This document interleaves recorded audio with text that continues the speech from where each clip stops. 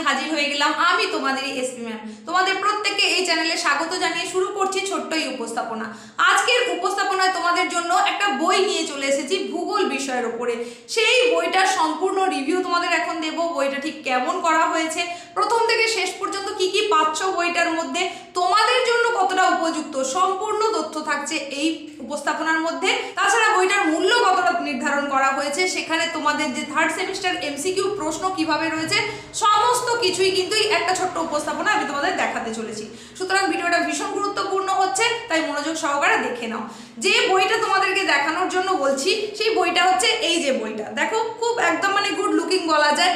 এই যে বইটা দেখতেই পাচ্ছ, পারুল প্রকাশনীর বই। বইটার লেখক হচ্ছে ডক্টর অজিত কুমার শীল আর পারমিতা চট্টোপাধ্যায়। এই যে বইটা, এই বইটা সম্পূর্ণভাবে কেমন করা হয়েছে তোমাদের জন্য সেটাই দেখো। দেখো বইয়ে লেখাই রয়েছে দ্বাদশ ভূগোল সেমিস্টার 3।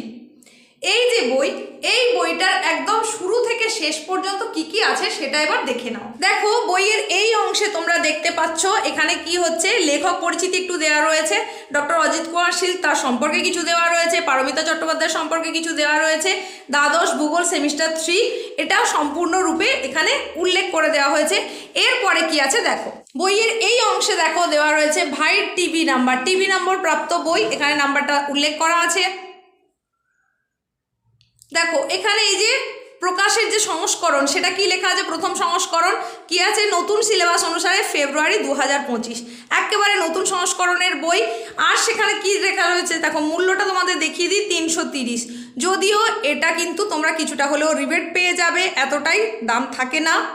এইবার দেখো বইয়ের এই যে অংশটা, এই পেজটা, এই পেজ জুড়ে কি দেওয়া রয়েছে তোমাদের সিলেবাসটা, সংসদ প্রদত্ত যে সিলেবাস সেই অনুসারে তোমাদের ফান্ডামেন্টাল জিওগ্রাফিতে কি আছে, মানে প্রাকৃতিক ভূগোলে কি রয়েছে, এখানে তোমার রয়েছে হিউম্যান জিওগ্রাফি অর্থাৎ মানবীয় ভূগোলে কি রয়েছে, তার সঙ্গে রয়েছে জিওগ্রাফি অফ ইন্ডিয়া ভারতের ভূগোলে কি রয়েছে, সম্পূর্ণ সিলেবাসটা এখানে দেওয়া রয়েছে।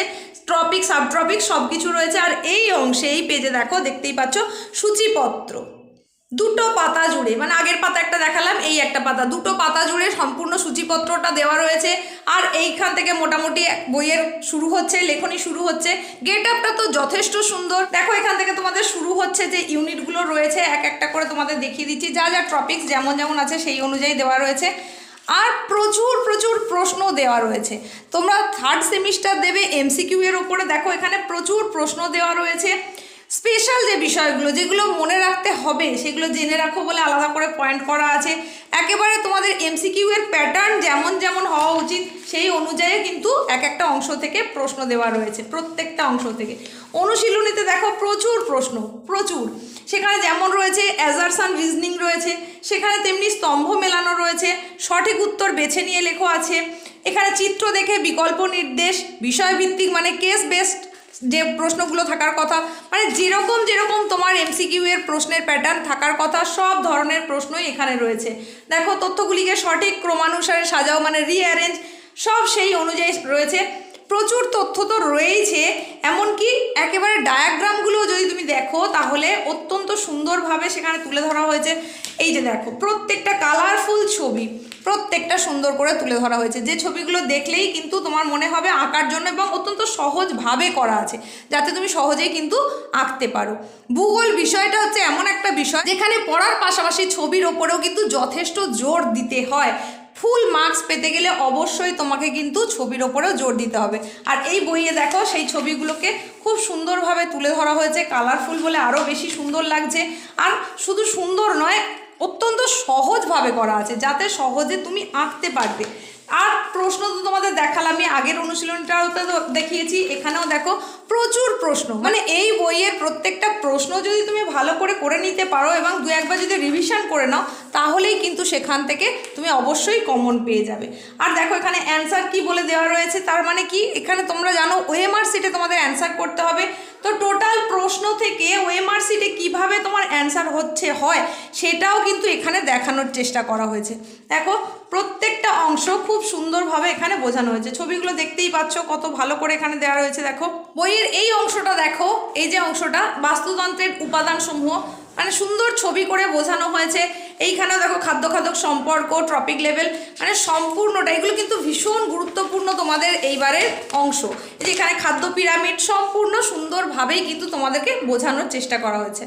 দেখো এখানে তোমাদেরকে একটা পার্থক্য দেখিয়ে দিচ্ছি, কত সুন্দরভাবে দেওয়া রয়েছে। দেখো যেরকম মানে ভিত্তি বা পার্থক্যের বিষয়, যে বিষয়গুলোর ওপর পার্থক্য সেই অনুযায়ী অনেকগুলো পয়েন্ট দেওয়া রয়েছে। এটা কিন্তু বড় প্রশ্নের আকারে এসে থাকে। এই যে পার্থক্যটা আমি দেখলাম যথেষ্ট সুন্দরভাবে দেওয়া রয়েছে। ইম্পর্টেন্ট বিষয়গুলোকে এইভাবে ফ্যাক্ট ফাইল বলে আলাদা করে কিন্তু ফাইল আকারে তোমাদের জন্য নির্দেশ করা আছে। বইয়ের মধ্যে অসংখ্য এরকম চার্ট বা টেবিল বানানো রয়েছে অসংখ্য গুরুত্বপূর্ণ বিষয়গুলোর ওপরে। দেখো এখানে সুন্দর করে ডায়াগ্রাম করা রয়েছে, চার্ট আকারে দেখানো হয়েছে। বইটির মধ্যে আরও যে গুরুত্বপূর্ণ বিষয়টা রয়েছে সেটা হচ্ছে দেখো এই যে নমুনা প্রশ্নপত্র ও উত্তর। এখানে দ্বাদশ শ্রেণী তৃতীয় সেমিস্টার, তার এখানে প্রশ্ন কাঠামোটা দেওয়া রয়েছে, মানে টোটাল সিলেবাস যেমন রয়েছে সেখানে প্রশ্নের ধরন কোন অংশ থেকে কীরকম আসবে সেটা দেওয়া রয়েছে। তোমার এমসিকিউ পরীক্ষায় কোন কোন ধরনের, মানে উচ্চ মাধ্যমিক শিক্ষা সংসদের তরফ থেকে অন্তত 7 ধরনের প্রশ্নের টাইপ রাখার কথা বলা হয়েছে। সেই টাইপগুলো কি সব এখানে দেওয়া রয়েছে। সেই ধরনগুলোকে বেস করে নমুনা প্রশ্নপত্র দেখানো হয়েছে। সেখানে 2 সেট নমুনা প্রশ্নপত্র দেওয়া রয়েছে উত্তর সহ। প্রথম নমুনাপত্রটা তো দেখিয়েছিলাম, এই হচ্ছে নমুনা প্রশ্নপত্র 2, তাহলে 2 সেট এখানে প্রশ্নপত্র দেওয়া রয়েছে। তারই সঙ্গে সঙ্গে যেটা আরও দেওয়া রয়েছে সেটা দেখে নাও, সেটা হচ্ছে উচ্চ মাধ্যমিক শিক্ষা সংসদ প্রদত্ত নমুনা প্রশ্নপত্র।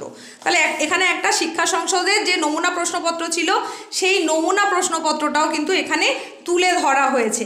এখানে দেখো পুরোটা এরকম যতগুলো প্রশ্ন থাকার কথা। তোমরা জানো যে তোমাদের ভূগোলের সেমিস্টার 3-তে 35টা এমসিকিউ থাকবে, সেই 35টা প্রশ্ন এবং তার অ্যান্সার সমস্তটাই কিন্তু এখানে আছে।